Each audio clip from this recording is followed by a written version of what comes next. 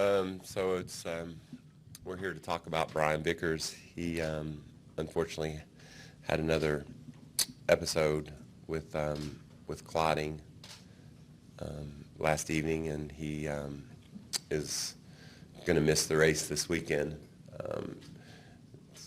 It's Blood Clot Awareness Month, and Brian was here on behalf of our partner Xarelto to talk about the importance of recognizing the symptoms and the feelings that you get when you are experiencing clotting.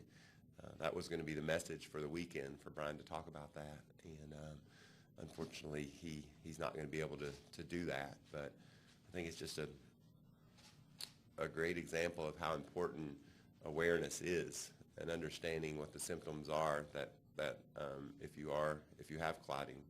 He recognized those symptoms. He got in touch with his doctors, and they began treatment on Brian.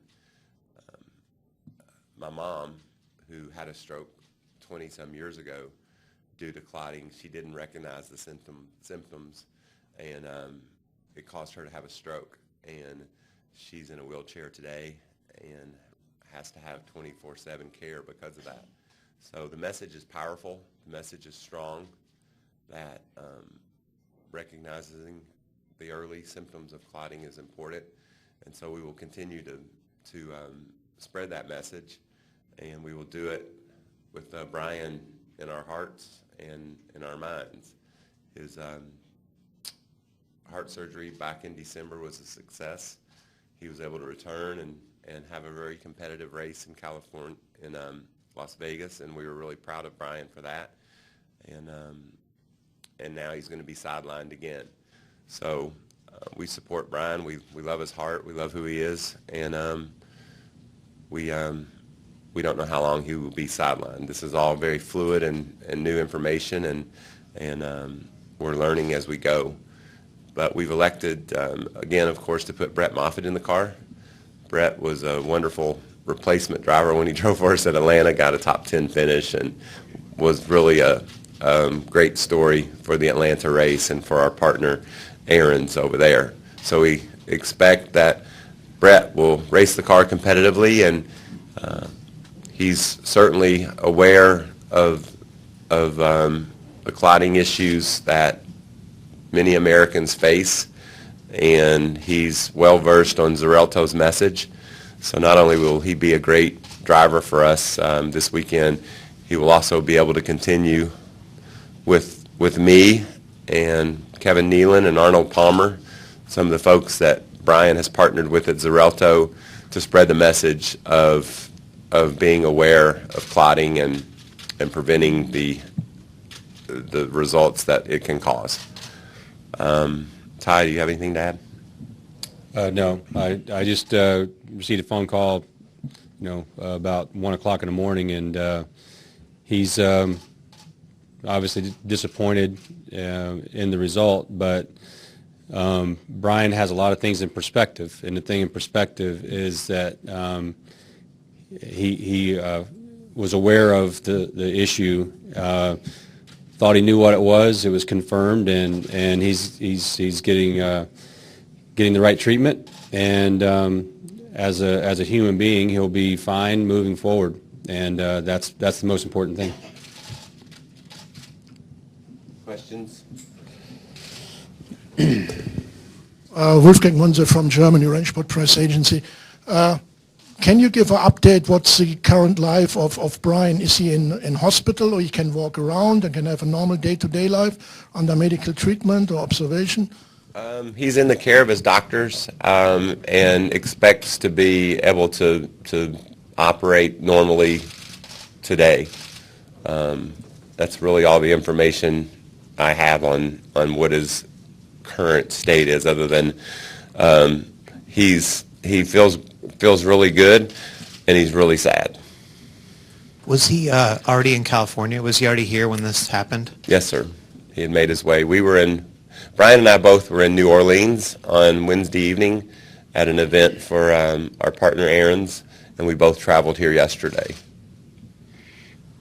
that was kind of my question, was when you knew that this was going to be the point, and also if you could talk a little bit about how he's doing psyche-wise.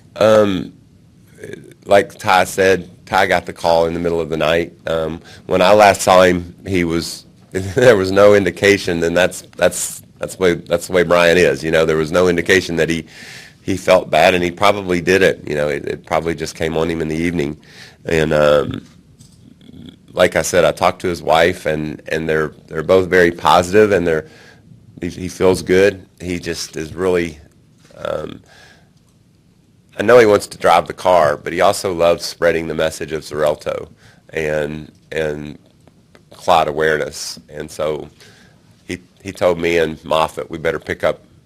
Moffitt has to pick up the driving in. I got to pick up the spreading the word in. And spreading the word is easy for me because, every time I look at my mom, I think about how that could have been prevented. And that's why awareness is so important to me. Yeah, just one thing, if Brian were standing right here, you wouldn't know there was an issue. So, and if he weren't a race car driver, you wouldn't know there's an issue. He'd just be on blood thinners, and he would be fine. Right. But in order to drive the car, he has to come off the thinners, and that hasn't worked out yet. Claire B. Lang, Sirius XM NASCAR Radio. Where is Brian right now? Is he going to go back home? Where is he? And then short term, anything you guys have to do with moving Moffitt in the car? And long term, everybody admires Brian's spirit who've covered him. But long term, did you expect you would never have this issue again, or have you sort of planned for this? Brian is in L.A. With his doctors, and I think that anything about what the rest of the day even holds, I would be speculating, and I don't want to do that. When Brian had his surgery, his doctor said that he wouldn't have any problem relating to the surgery, racing the car at Vegas, and that's exactly what happened, and the doctor was correct. He is more susceptible to clots, evidently, than you and I are, and we knew that could be an issue. Are we surprised? Yes. Did we think it would happen? No. And as far as Brett, he was here, and he's part of the MWR family in the system. He was doing some virtual testing for us this week, so he's been plugged in all week long, and he fits in Brian's seat, so there's no issues at all with getting Brett into the car. And he's never run a lap here at California Speedway, so that'll be fun to watch. And I love kids. He's like, I never run here before. This is gonna be cool. And I'm like, as the owner, he's never run here before, but he certainly overachieved for us at Atlanta in being able to. I was afraid when he got there with that youthful enthusiasm and exuberance, he would overdo it and mess up.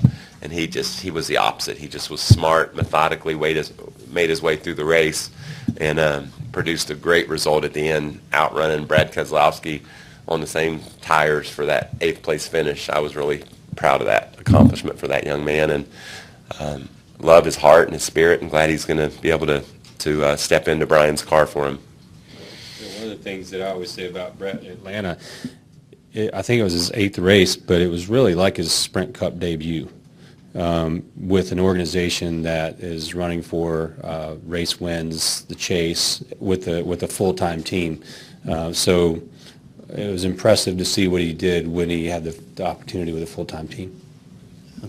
Bob Pockers, ESPN. Can you say where the block cuts occurred?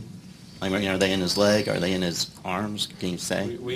I think when we talk to him, we'll let him talk about all the locations and things of that nature relative to HIPAA rules and all that. Okay.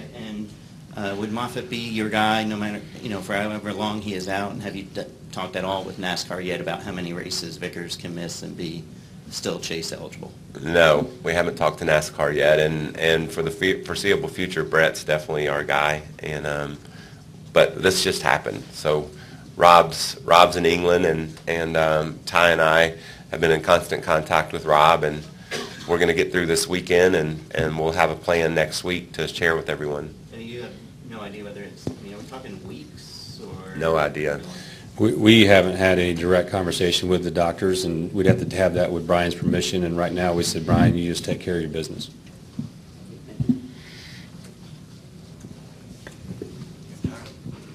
Quick. Louis Frank, Reuters. Are there any activities that Brian is supposed to do and any ones that he's supposed not to do? I can't answer that. I don't know. I don't have the knowledge of that. I just know he can't drive a car, and that's the one that he wants to do the most. And also know that he wants to spread the word of Xarelto during blood clotting month, and now that's going to be predominantly mine and Brett's job. So we've got his back. One more, guys. Michael, Tom Jensen, FoxSports.com. Are you concerned that with him being out for a fourth time for medical reasons, this could be the end of his career? I just know that I know his heart and his passion, and he would not say that, and so therefore I can't say that. You know, he will tell you he'll be. I guarantee you, he would tell you he'll be back in a couple of weeks or a couple of months or whatever the decision comes from his doctors that it'll be. So he's certainly overcome a lot, and I expect him to be able to overcome this. Obviously, this is a setback for our team and for Brian, but I think this morning we're just glad Brian's okay, and we look forward to learning more and coming up with a plan. Thanks, guys. Thank you. Thank you.